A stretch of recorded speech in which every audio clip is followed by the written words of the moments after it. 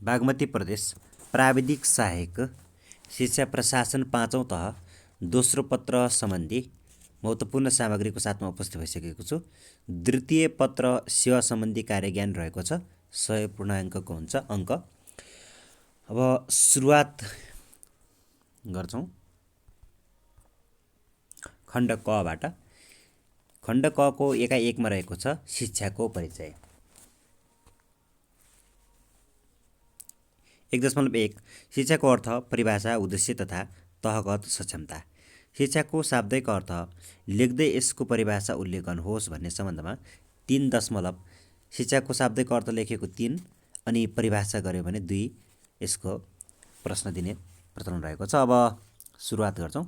दक्षताको विकासको आधार शिक्षा। लेखनसिप। उत्तर: शिक्षा भनेको व्यक्तिभित्र रहेको अन्तर्निहित प्रतिभा शक्तिहरूको विकास गरी कर्मश व्यवहारमा परिवर्तन ल्याउनुका साथै प्रत्येक व्यक्ति र समाजको उन्नति गराउने सर्वज्ञानको सत्य विचार हो। शिक्षाको शाब्दिक अर्थ शिक्षा भन्ने शब्द संस्कृत भाषाको शिक्षा धातु अ प्रत्यय लागि बनेको हो, जसमा शिक्षा शब्दको अर्थ सिकाउनु वा दिनु हुन्छ। कुनै विषयको ज्ञान दिनु वा व्यक्तिलाई कुनै पनि सिप, गुण एवं व्यवहार सिकाउनु नै शिक्षा हो। एजुकेसन शब्द ल्याटिन भाषाको एडुकेयरबाट आएको मानिन्छ, जसमा एडुकेटमको शब्द एडु प्लस केटुमबाट बनेको हो। यहाँ एडुको अर्थ प्रस्फुटन, इन्टरनल आन्तरिक र केटुमको अर्थ लिड आउट बाहिर निकाल्नु, तसर्थ एडुकेटमको अर्थ व्यक्तिमा अन्तर्निहित व्यक्तिलाई शिक्षा मार्फत बाहिर निकाल्नु भन्ने हुन्छ। एडुकेयर शब्द ई र डुकेयरबाट बनेको हो, जसमा ई को अर्थ आउट अफ र डुकेयरको अर्थ चाहिँ to lead out, to draw out भन्ने हुन्छ। यसरी हेर्दा व्यक्तिमा रहेको बाहिरी शक्ति बाहिर निकाल्नु नै शिक्षा हो। एडुकेयर शब्दबाट ई प्लस डुकेयरबाट आएको हो। अब जसमा अर्थ ई को अर्थ हुन्छ आउट अफ र डुकेयरको अर्थ चाहिँ to bring up, to raise, to educate भन्ने हुन्छ। यसरी हेर्दा व्यक्तिमा लुकेर रहेको क्षमतालाई बाहिर निकाली क्रमशः विकसित गराउनुलाई नै शिक्षा भनिन्छ।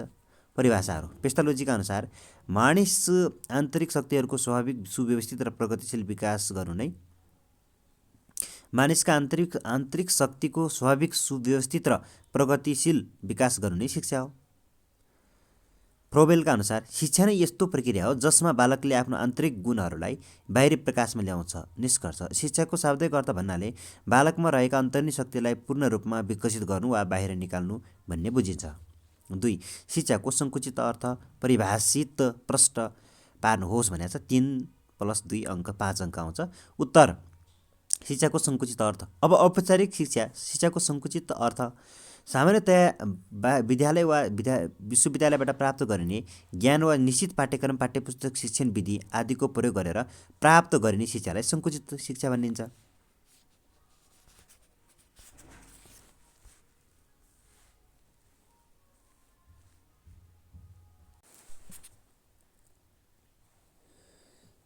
रोजगारीको उद्देश्यले विद्यालय वा विश्वविद्यालयको व्यवस्थापनबाट मात्र शिक्षा सम्भव हुन्छ भन्ने धारणा शिक्षाको सङ्कुचित अर्थ हो। शिक्षालाई विद्यालय वा विश्वविद्यालयको पढाइसँग मात्र सम्बन्धित गराएर अर्थ लगाइयो भने त्यसलाई शिक्षाको सङ्कुचित अर्थ भनिन्छ। कुनै शिक्षण संस्थाबाट निश्चित तहको योग्यताको प्रमाणपत्र पाउनु पनि शिक्षा हो।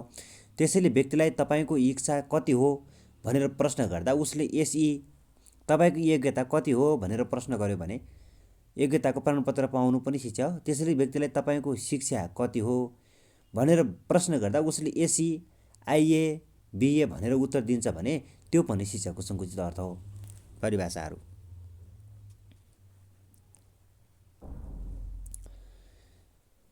एरिस्टोटलका अनुसार स्वस्थ शरीरमा स्वस्थ मस्तिष्कको निर्माण गर्नु नै शिक्षा हो। यो अरुस्तोको भनाइ हो। एरिस्टोटल अङ्ग्रेजीमा। रुसोका अनुसार शिक्षा केही होइन, आदतहरूको निर्माण हो भनेर भन्छ।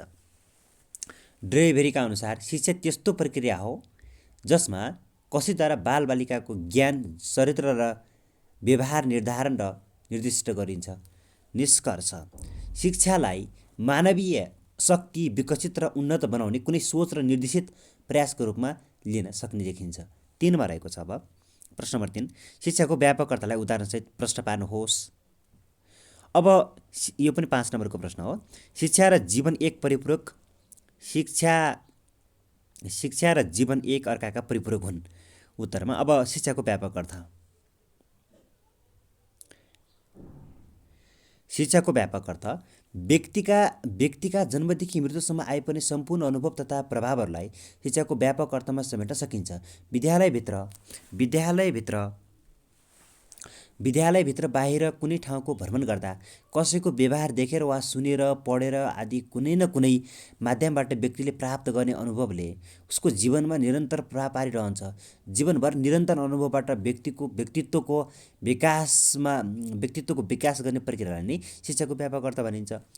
शिक्षा कुकुरबाट सुरु भएर चिहान वा चितामा गएर अन्त्य हुन्छ। बालबालिकाले जन्मेदेखि जीवनको अन्त्यसम्म नै जे जसबाट जसरी अनुभव प्राप्त गर्छन् वा सिक्दछन् त्यसलाई नै शिक्षा भनिन्छ। परिभाषाहरू। जोन डेबे, शिक्षा जीवन हो, जीवन भनेको वृद्धि हो, त्यसैले शिक्षा भनेको वृद्धि हो। डम्बिल भन्छन् व्यापक अर्थमा शिक्षा अन्तर्गत ती सबै कुरा पर्छन् जसले व्यक्तिलाई जन्मेदेखि मृत्यु पर्यन्त प्रभाव पार्दछ। एस मेकेन्जी भन्छन् शिक्षा त्यस्तो प्रक्रिया हो जुन जीवनभर चल्दछ र जीवनका प्रत्येक अनुभवहरूबाट वृद्धि हुँदै जान्छ। निष्कर्ष, आफ्नो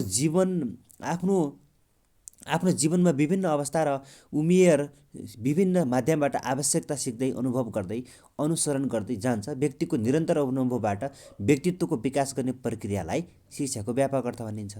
4, शिक्षा भनेको के हो? शिक्षाको विश्लेषणात्मक अर्थलाई प्रश्न पार्नुहोस्। यो चाहिँ 2+8 भनेको 10 नम्बरको प्रश्न हो, 10 अङ्कको प्रश्न हो। शिक्षा भनेको के हो भन्ने सम्बन्धमा व्यक्तिभित्र रहेको अन्तर्निहित प्रतिभा र शक्तिहरूको विकास गरी क्रमशः व्यवहारमा परिवर्तन ल्याउनुका साथै प्रत्येक व्यक्ति र समाजको उन्नति गराउने सर्वज्ञानको सत्य विचार हो। यो अब शिक्षाको विश्लेषणात्मक अर्थ। आधार अर्थ।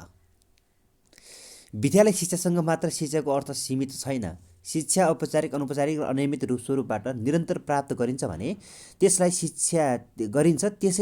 शिक्षाको विद्यालय शिक्षामा मात्र सीमित गर्न सकिँदैन। शिक्षाको अर्थ बालकको अन्तर्निहित सामञ्जस्यपूर्ण शक्तिहरूको विकास गर्नु हो।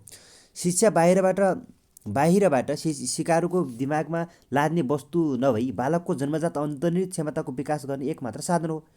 शिक्षालाई बालकको सर्वाङ्गीण विकासको रूपमा लिइन्छ। बालकको शारीरिक, मानसिक, बौद्धिक, भाषिक, सांस्कृतिक, नैतिक, सामाजिक, संवेगात्मक, आध्यात्मिक आदि सम्पूर्ण पक्षको विकास नै सर्वाङ्गीण विकास हो। शिक्षा क्रियाआयामिक प्रक्रिया हो।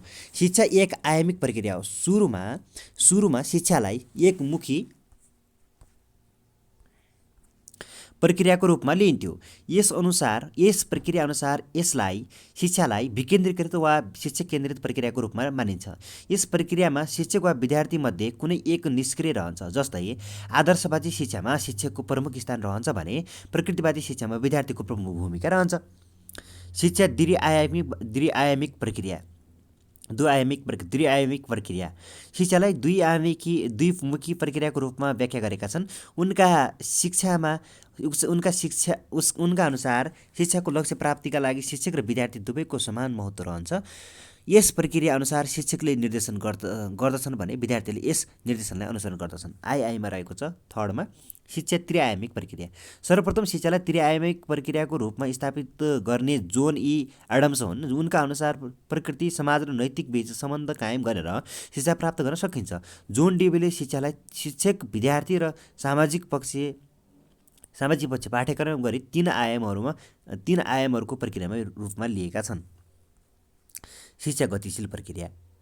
शिक्षाको स्वरूप वा प्रकृति स्तर हुँदैन। शिक्षा एक गतिशील प्रक्रिया हो। विज्ञान र प्रविधिको कारणले नयाँ ज्ञानहरू तीव्र गतिमा देखा परेका छन्।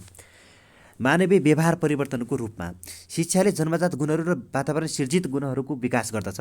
यस्ता परिवर्तनहरूले व्यक्तिलाई सामाजिक समायोजनमा सहयोग पुर्याउने गर्दछन्। त्यसैले शिक्षालाई मानवीय व्यवहार परिवर्तन गर्ने एक साधनका रूपमा लिइन्छ। निष्कर्ष, मानिसले समाजमा वैज्ञानिक, औद्योगिक र विविध सामाजिक कार्यक्रममा संलग्न प्रजातान्त्रिक मूल्य मान्यताका आधारमा आफ्ना क्रियाकलापहरू बढाइरहेको हुन्छ।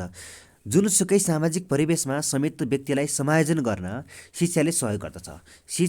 व्यक्तिलाई समाजको असल नागरिक बन्नका लागि शिक्षाले सहयोग गर्दछ। शिक्षाका परिभाषा र उल्लेख गर्नुहोस्। 5 उत्तर व्यक्तिभित्र रहेको अन्तर्निहित प्रतिभा र शक्तिहरूको विकास गरी क्रमशः व्यवहारमा परिवर्तन ल्याउनु नै शिक्षा हो। प्रत्येक व्यक्ति र समाजको उन्नति गराउने सर्वज्ञानको सत्य विचार नै शिक्षा हो। परिभाषा प्लेटोका अनुसार 5 नम्बरको क्वेसन हो यो।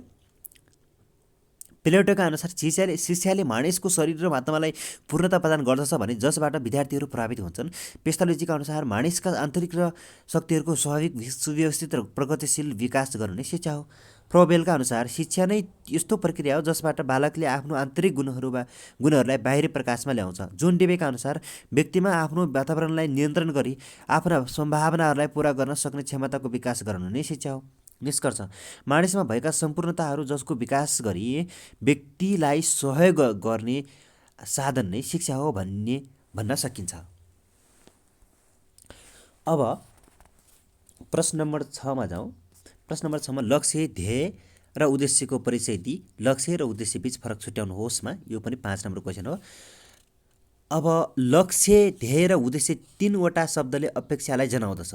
प्रत्येक शब्दको अर्थ तल दिएको छ। लक्ष्य व्यापक हुन्छ। लक्ष्यको स्रोत राष्ट्रिय आवश्यकतासँग सम्बन्धित हुन्छ। यो राष्ट्रिय घटना वा जनजीविकासँग सम्बन्धित हुन्छ। लक्ष्यका आधारमा योजनाहरू निर्धारण गरिन्छन्। राष्ट्रिय लक्ष्य अनुसार देशको विकास गरिन्छ। शिक्षाको राष्ट्रिय उद्देश्यलाई लक्ष्य भनिन्छ। ध्येय यस प्रकारको लक्ष्य मध्यम स्तरको हुनुको साथै संस्थागत स्तरको हुन्छ। शिक्षाको तहगत उद्देश्य यस अन्तर्गत पर्छन्। उद्देश्य सीमित हुन्छ। उद्देश्यको स्रोत लक्ष्य भएकाले लक्ष्यको अध्ययन गरी कार्यक्रममा उद्देश्यहरू तय गरेर देखाएको देशको विकास गरिन्छ। उद्देश्य कार्यक्रमसँग सम्बन्धित हुन्छ। त्यसैले उद्देश्यका आधारमा योजनाहरूको कार्यान्वयन गरिन्छ। शैक्षणिक स्तरका उद्देश्यहरू नै उद्देश्य हुन्। उद्देश्यहरू विशिष्ट र व्यावहारिक हुन्छन्। लक्ष्य र उद्देश्य बीच फरक। लक्ष्य भनेको के, उद्देश्य भनेको के हो सम्बन्धमा फरक भिन्नता। लक्ष्य साधारण प्रकृतिको हुन्छ। लक्ष्य प्राप्तिमा लामो समय लाग्दछ। लक्ष्य अनिश्चित र व्यापक हुन्छ। लक्ष्य प्राप्तिको मापन गर्न कठिन हुन्छ। लक्ष्य प्रष्ट देख्न सकिने हुँदैन। लक्ष्य प्राप्त गर्न कठिन हुन्छ। लक्ष्यहरू विस्तृत हुन्छन्। अब उद्देश्य विशिष्ट प्रकृतिको हुन्छ। उद्देश्य प्राप्तिमा छोटो समय लाग्दछ।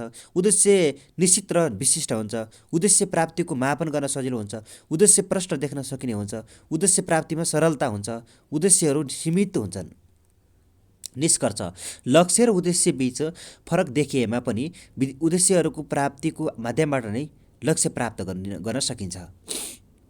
शिक्षाको व्यक्तिगत लक्ष्य र सामाजिक लक्ष्य उल्लेख गर्नुहोस्। उत्तर व्यक्तिको दीर्घकालीन अपेक्षा नै लक्ष्य हो। लक्ष्य प्राप्तिमा लामो समय लाग्दछ। शिक्षाको व्यक्तिगत र सामाजिक लक्ष्यलाई निम्न अनुसार उल्लेख गरिएको छ। शिक्षाको व्यक्तिगत लक्ष्य यो प्रश्न चाहिँ 10 नम्बरको हो।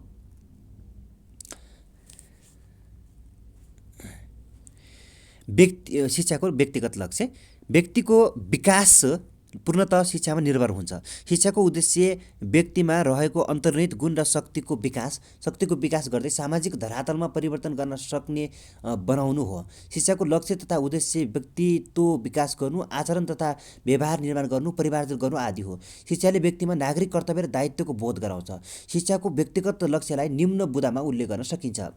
बुँदा व्यक्तिमा भएका आन्तरिक क्षमता र प्रतिभालाई प्रस्फुटन गरी क्षमता विकास गर्नु, व्यक्तिको सर्वाङ्गीण विकास गर्नु, व्यक्तिको उसको शक्ति र योग्यताको आधारमा विकास गर्ने अवसर दिनु, नैतिक आचरणको विकास गर्नु, व्यक्तिको चरित्रको निर्माण गर्नु, व्यक्तिको सम्पूर्ण क्षमताको विकास गर्न क्षमताको अभिवृद्धि गर्नु, बालकको व्यक्तिगत विकास गर्नु, समस्याहरूको समाधान गर्न सक्ने सिपको विकास गर्नु। शिक्षाले प्रत्येक मानिसको मस्तिष्कमा अदृश्य रूपले विद्यमान संसारको सर्वमान्य विचारलाई प्रकाशमा ल्याउनु, सिपमूलक क्रियाकलापको विकास गर्नु।